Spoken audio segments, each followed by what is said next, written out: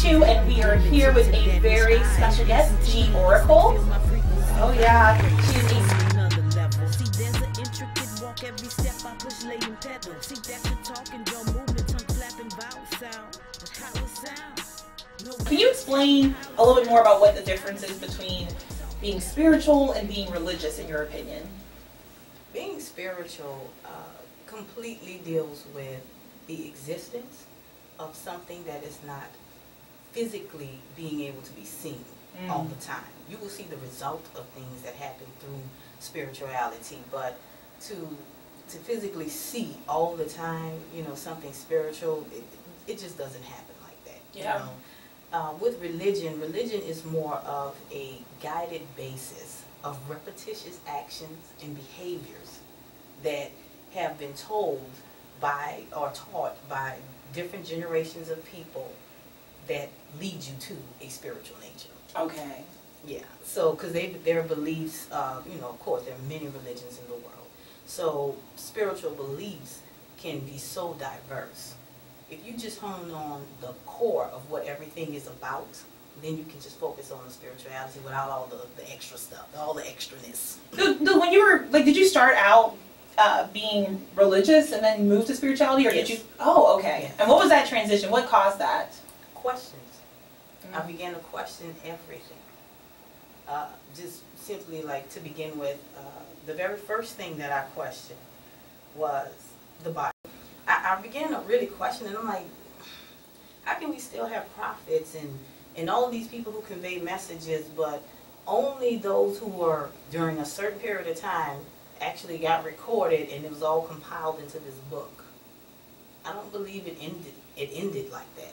I don't believe that as we grow and as we evolve as a people, you know, as a species, that things would just stop like that. My concept of life and time are interchangeable. Time is a man-made construct, but life is something that we exist in. Life does not end. Life revolves. I'm a firm believer in energies. And so to say that, okay, well, this person just died and they're not here. Okay, their physical body is not here. But you can still, yeah, feel their presence, something. And a good example of that would be, let's just take something that everybody knows, Tupac. Okay, yes. Tupac's physical life, quote unquote, even though there are a lot of conspiracies about it. Allegedly ended. Yeah, allegedly ended, you know, after he was shot down in Las Vegas. So many people believe that he's still there. Now, if you think about Tupac and the messages that he carried with a lot of his songs, if you were to listen to a song right now that you really, you know, had connected with, or say something that you've never heard before by him, but you knew of him as an artist, and you're listening to it and it's resonating with you, what you are feeling is his life energy. Yeah. You don't die, people.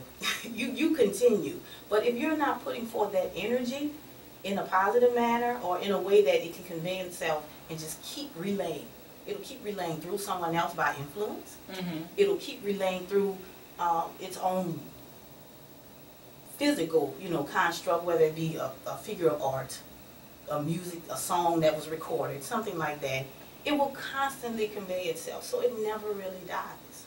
It never really dies. I firmly believe that the only way something can die is if it's completely forgotten, if it never grows, if it never evolves.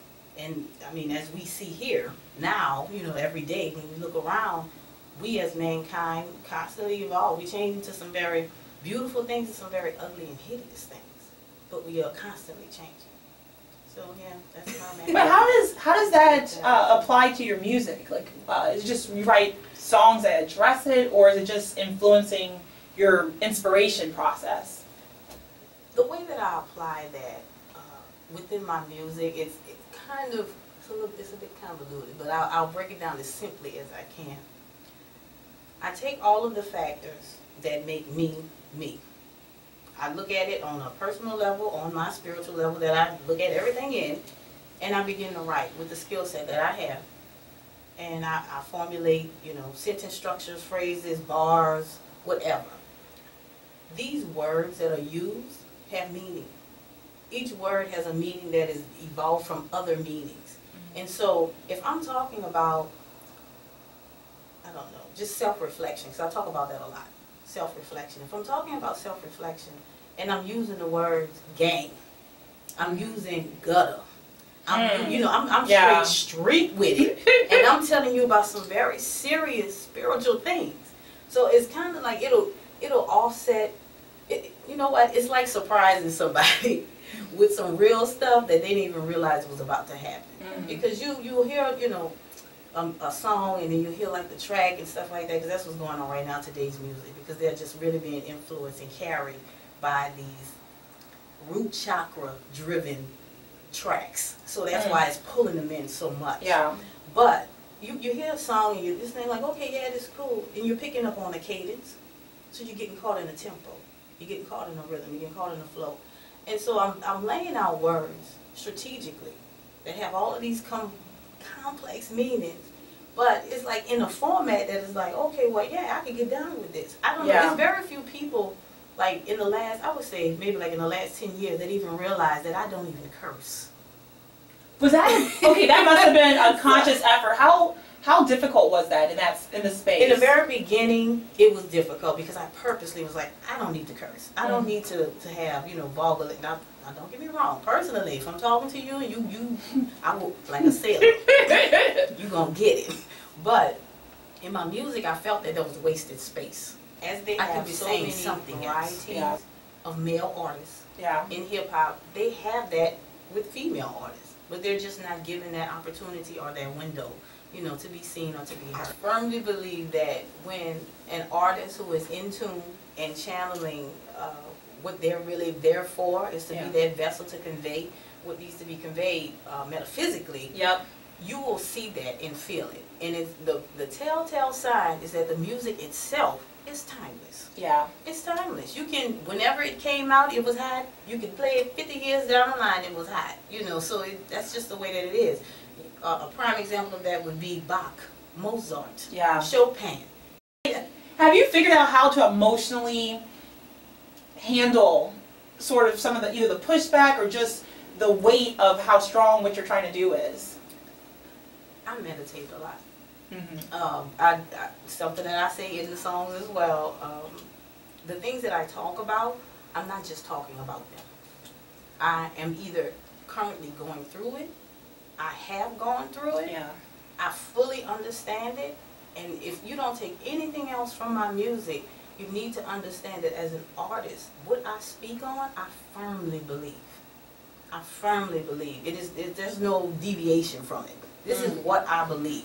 You listen to that, you're listening to me. This is just a piece of me that I'm just like sharing and, putting out there, and I just hope that it'll cause you to just stop and think. Like I said, just think for that moment so that you can find out who you are. That's one of the biggest questions in life. Like, who am I? What is my purpose?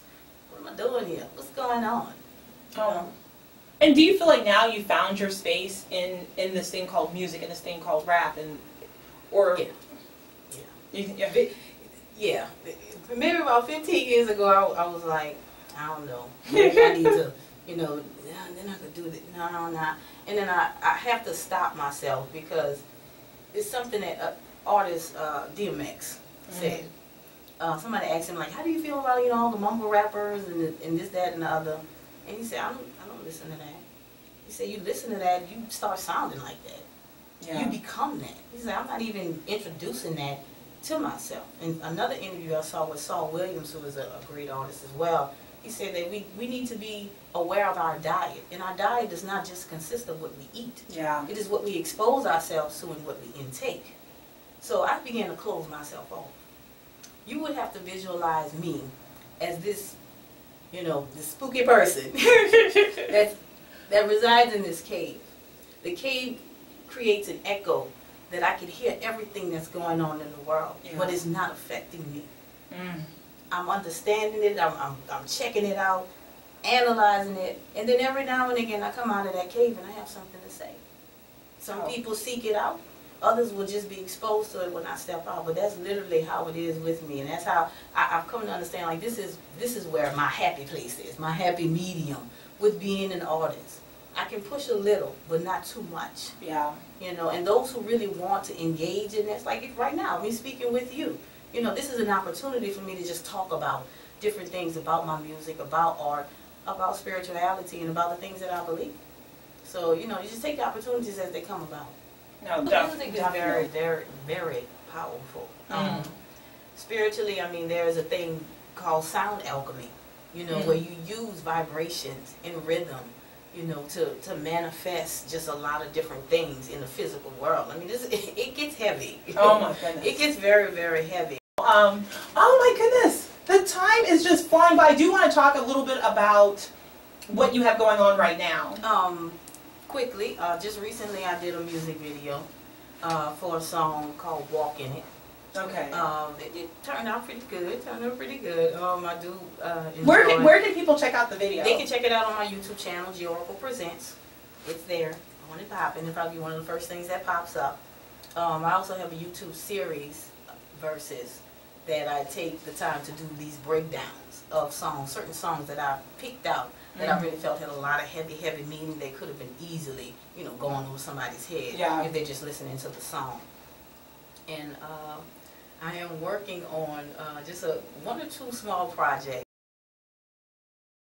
It's amazing the things that you know, these children are exposed to. Now, don't get me wrong, I'm not a person that is like overly involved in what children do and stuff like that. I be completely honest with you, because if they get around me, too many of them get around me, they'll work on my nerves. I don't have time, you know. But at the same time, I understand that children will eventually become adults if they live, you know, to adulthood. No, God willing, they will become adults, and those adults will be the governing force of this society that we as elderly people would have to reside in. Like, I really sit down and I think about these things. It's like, okay, I'm the type of person, if you have an issue, something's wrong, you can bring it to light, but you can also try to come up with some type of solution, at least suggest something. So me, being who I am, I'm like, okay, well, I'll just put the question out there. Make them think. No, just for a moment. But this hour is wrapping up. Can you tell folks one more time how they can keep up with you and what you have going on? You can check me out at goracle.com, which has links to all of my social media outlets. But I am on Instagram at G_Oracle79. I'm on Twitter at G_Oracle79 again. And I'm also on Reverb Nation at Oracle and SoundCloud at Oracle. You can find me there. And I have a Facebook fan page. You can just Google Oracle. Oh, and what does Oracle stand for? G is a hyphenation into Oracle. G is the representation of the curve, the silhouette of the door, of the changes that we go through in life every time we send the hyphen is the path that we walk on, and Oracle is that scene. Not in the sense of just recognition, but gauging what it's tell me how it sounds. Cause honestly, if you ain't talking elevation, that is so much deeper and better. That's amazing. Okay, so if you guys have enjoyed this interview, there will be more. We're going to do a little special segment, which will be on the podcast that will be dropping soon. Project Chew. Definitely check that out. I just want to say in general, thank you for coming in.